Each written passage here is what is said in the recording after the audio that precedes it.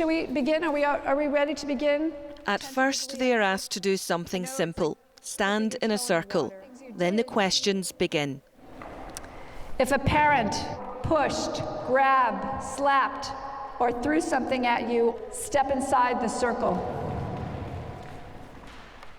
Each one is based on a list of recognised adverse childhood experiences covering emotional, physical and sexual abuse. If a household member ever attempted suicide, step inside the circle. If a household member ever went to prison, step inside the circle.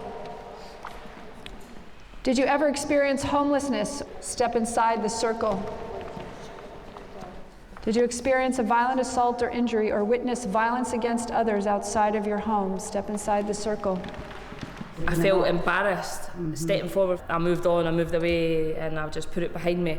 But then you realise that obviously, like doing things like this, you've not actually dealt with it, you've just been kind of masking it. My mum just died just no long before I came in here due to drugs, the same as what I'm in here for, and that would have definitely been me. Aye. So it's probably a good thing that a blessing in disguise that I'm here. Help you break the cycle. Step inside the circle. This is the first time that the Compassion Prison Project has worked in Scotland and with female offenders. Fritzi Horstman began this programme in the maximum security prisons of California.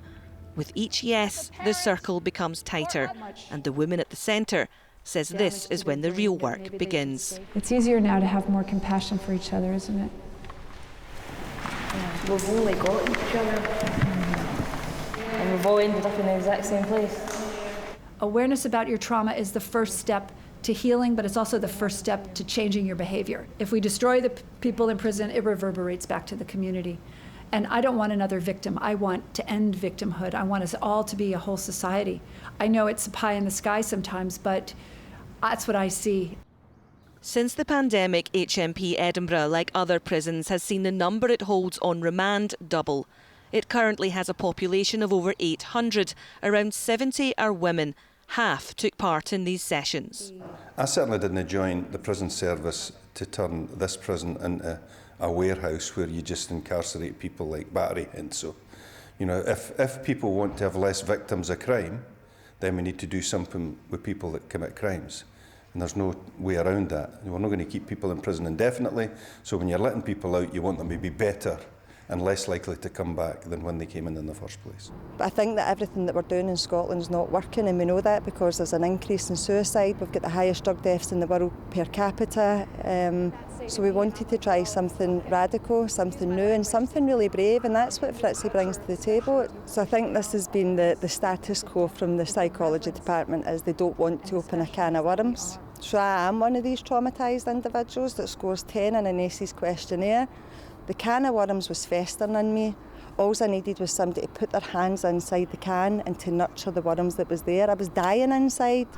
Do you know what, see, for organisations to listen to you, I think you've got to get so far in Scotland, like, Ken, you've got to be at the worst. Like, I've had a bad drug problem, and it wasn't until I was at my worst that then agencies came forward and took me on. It's making me feel different about being a parent. It's making me feel that I can open up and speak more to my kids and I be there more emotionally for them instead of hiding everything all the time.